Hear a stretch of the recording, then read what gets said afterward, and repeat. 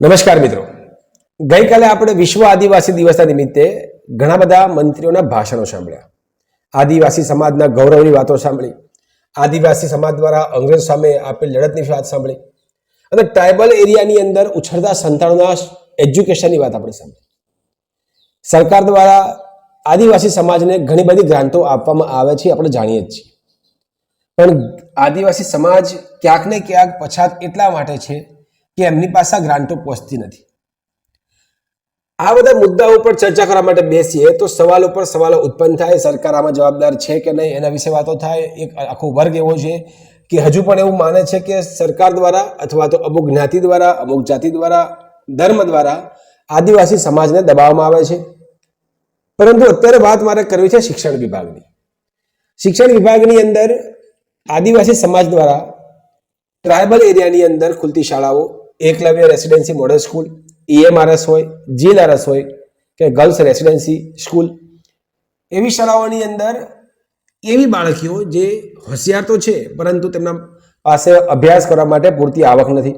માતા પિતા મજૂરી કરે છે અને બાળક અભ્યાસના હેતુથી કોઈ શાળામાં જવા માંગતું હોય પરંતુ ઘરે કોઈ ન હોવાથી એ અભ્યાસ કરી શકતું નથી. એના માટે આદિવાસી સમાજની અંદર એજ્યુકેશન સિસ્ટમમાં વધારો કરવાના ભાગરૂપે અને બાળકો જાગૃત બને, દીકરીઓ ભણી શકે અને એવા સંતાનો આગળ વધી શકે જેની અંદર ખરેખર કાબેલિયત છે, એના માટે આ શાળાઓ ખોલવામાં આવી. સરકાર દ્વારા બહુ સરસ કામ કરવામાં આવ્યું અને એમાં રેગ્યુલર ગ્રાન્ટો પણ ખૂબ આવે છે. બાળકોને કપડાથી માંડીને, માથામાં નાખવાના તેલથી માંડીને, સાબુથી માંડીને દર મહિને 100 રૂપિયા જેવા પૈસા પણ ખર્ચ માટે આપે છે. રહેવાનું ત્યાં ફ્રી, સારી બિલ્ડિંગો, એવું નહીં કે માત્ર 4 બિલ્ડિંગોની અંદર દિવાલ ઊભી કરી દીધીને રહેવાનું હોય છે. તેની અંદર એક ચોક્કસ પ્રકારના પથ્થર નાખીને વ્યવસ્થિત બોર કૂવા સાથે વ્યવસ્થા આપેલી હોય છે અને એ જ વસ્તુ તેના શિક્ષકો માટે પણ આપેલી હોય છે, જેને આપણે ક્વાર્ટર્સ કહીએ છીએ. છાત્રાલયની બિલ્ડિંગો તમે દેખો તો એની દિવાલો કદાચ કાચી હોય કેમ કે એની ગ્રાન્ટની ફાળવણી આખી અલગ છે. પરંતુ આ મોડેલ શાળાઓની અંદર ગ્રાન્ટ મોટી આવે છે. પરંતુ પાછી જો શિક્ષકોની વાત આવે તો ત્યાં પણ આ જ મુદ્દાઓ ઊભા છે.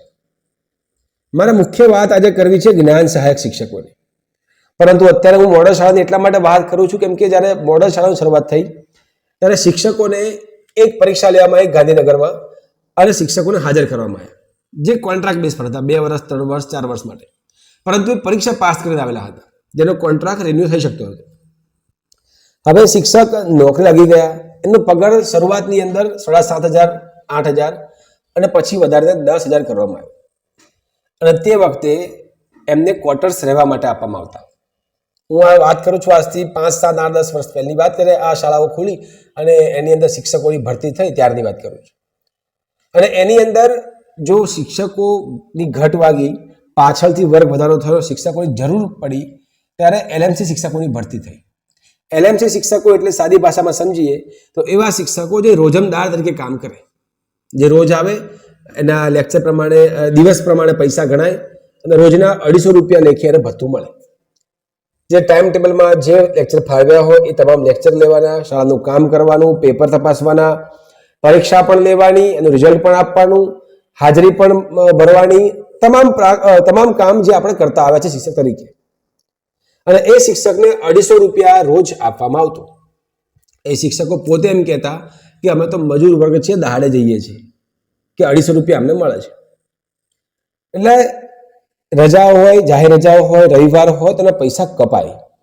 એટલે આમ કહેવામાં તો આવે કે આનો પગાર 7,500 રૂપિયા છે, પરંતુ એમના હાથમાં ક્યારેક 4,000 પણ આવે, 5 પણ આવે, 5.5 પણ આવે.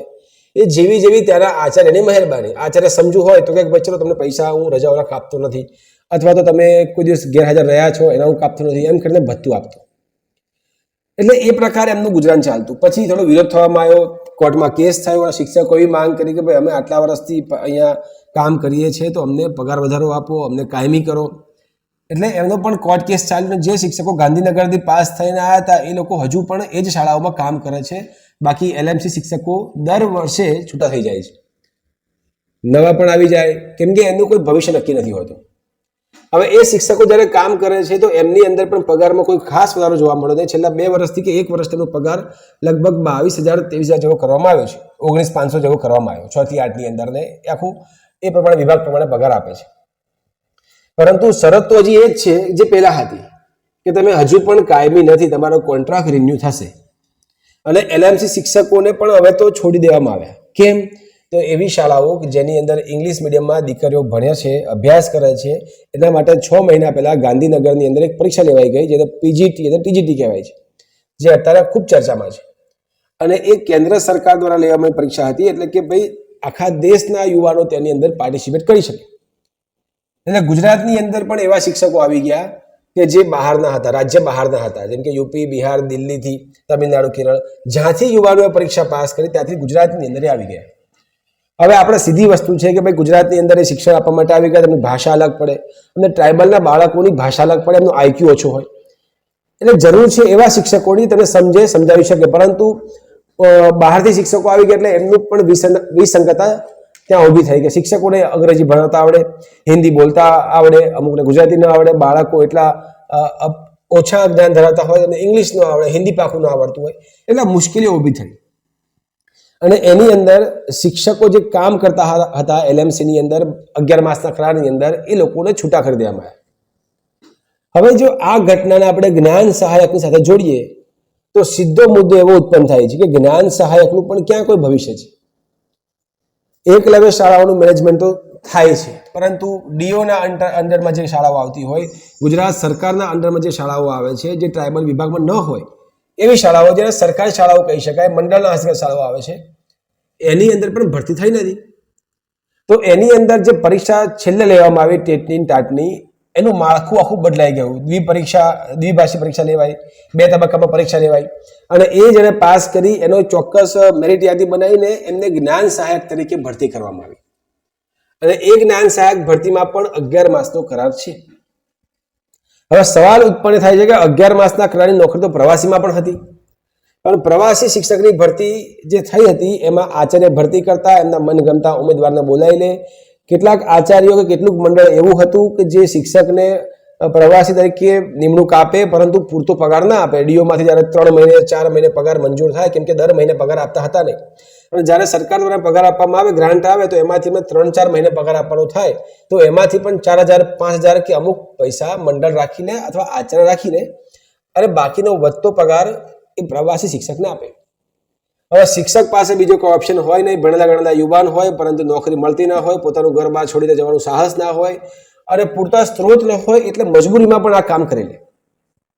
અને હવે એ પ્રવાસીનું નામ બદલીને જ્ઞાન સહાયક પડી ગયું, કેમ કે બધા જ નિયમો આ લાગુ પડે છે, એમાં કોઈ એક્સ્ટ્રા હોતું નથી. જ્ઞાન સહાયકની આગળ પણ સરકારી નોકરીયાત લાગતું નથી. જો તમને એવું હોય કે હું જ્ઞાન સહાયકમાં છું, હું સરકારી નોકરીમાં છું, તો આ વસ્તુ ખોટી છે, આ ભ્રમ છે. એટલા માટે કે તમને સરકાર ક્યારે છૂટા કરી દેશે એનો કોઈ જ ભરોસો નથી. અને આ જે નોકરી કરે છે એમને પોતાને પણ ખબર જ છે. તમે અત્યારે સરકારની સામે જઈને બળવા પોકારો કે ભરતી કરો, ગવર્મેન્ટ ભરતી કરો, કેમ કરો છો? કેમ કે તમને પણ ખબર છે કે તમારું 11 માસની જ નોકરી છે, તમે ગમે ત્યારે આચાર્ય કે સરકાર છૂટા કરી શકે છે. અને તમારે પણ છૂટું થવું હોય તો તમારે કોઈ એવી આકરી મહેનત કરવાની જરૂર છે જ નહીં. તમારે માત્ર જવાનું બંધ કરી દેવાનું છે, તો ત્યાંથી તમારું નામ નીકળી જશે, તમને પગાર મળતો બંધ થઈ જશે, વાત પતી ગઈ. તમને કોઈ પૂછવા પણ નથી આવવાનું કે તમે નોકરી પર કેમ નથી આવતા.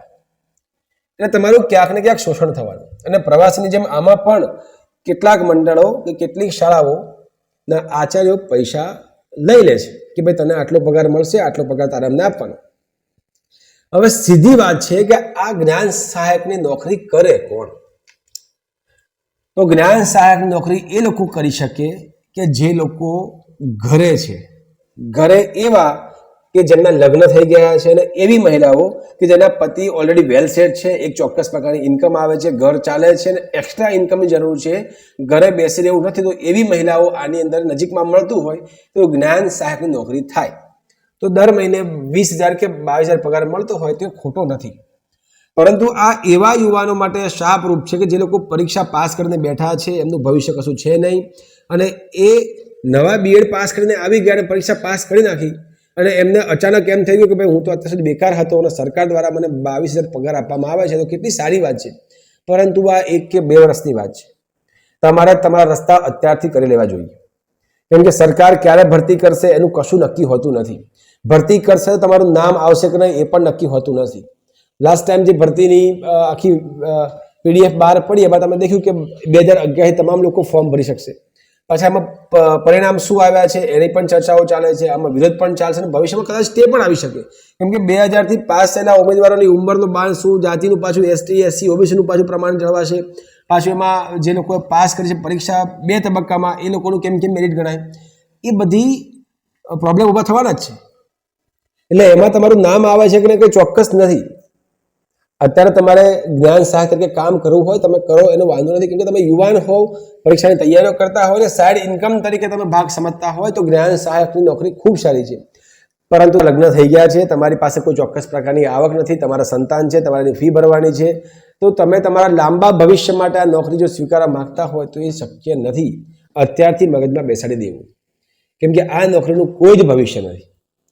જ્ઞાન સહાયક તરીકે તમને ગમે ત્યારે છૂટા કરી દેવામાં આવે છે, એટલે તમારે આ નોકરી કરતા હોય તો પોતાના રસ્તા કરી લેવા. આ પેલું પાર્ટ ટાઈમ જોબ હોય ને એ પ્રકારનું છે, કેમ કે ઘરે બેઠી મહિલાને એમ થાય કે ભાઈ હું ઘરે બેસી રહું એના કરતાં કોઈ પ્રાઇવેટ શાળામાં જઈને જે 5, 10, 15 હજાર મને મળે છે અથવા હું ટ્યુશન કરાવું તો એક્સ્ટ્રા ઇન્કમ ઊભી થાય, એના ભાગરૂપે આપણે ગણીએ ત્યાં સુધી બરોબર છે. પણ આમાં મારું ભવિષ્ય છે કે સરકાર મને ભવિષ્યમાં ગવર્મેન્ટમાં ગણી લેશે કે મારા એક્સપિરિયન્સના બેઝ ઉપર મને નોકરી આપી દેશે, તો એ તમામ વસ્તુ ખોટી છે. આ વિચારતા જ નહીં, કેમ કે એકલવ્ય શાળાની અંદર 10-10 વર્ષથી કામ કરતા શિક્ષકો હજુ પણ કાયમી થયા નથી અને એમના પણ કોર્ટની અંદર કોઈ નિરાકરણ ચુકાદો આવ્યું નથી. આ કેસ ચાલ્યા જ કરે છે. એટલે તમારી ઉંમર પતી જાય ત્યાં સુધી તમે માત્ર આવી નોકરીઓના સહારે બેસી રહો એ ખોટું છે. એના કરતાં પ્રાઇવેટ નોકરીઓની અંદર પોતાનું ભવિષ્ય, ધંધો નવો ખોલો.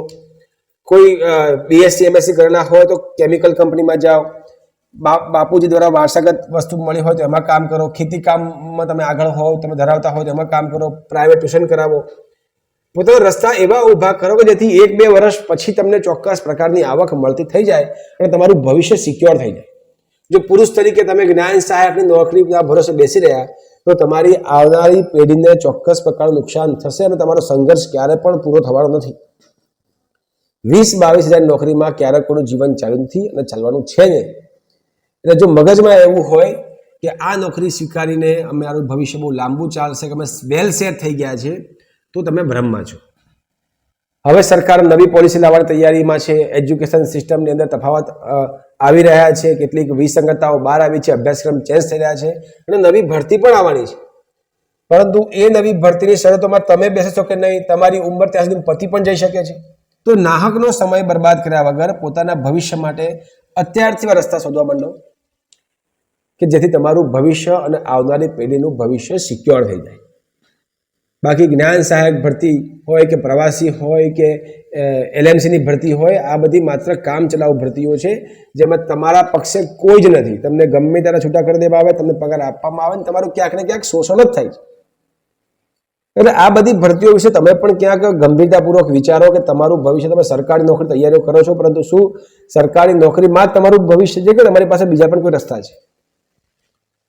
આવી વાત અત્યારે એટલા માટે કરું છું કે ઘણા બધા યુવાનો સરકારના ભરોસે બેસી રહ્યા છે, જેમનું ભવિષ્ય, જેમની ઉંમર પતી રહી છે અને કોઈ લગ્ન માટે છોકરી આપવા પણ તૈયાર થતું નથી. કે તમે જ્ઞાન સહાયકમાં જો સારું વિચાર જોઈશું.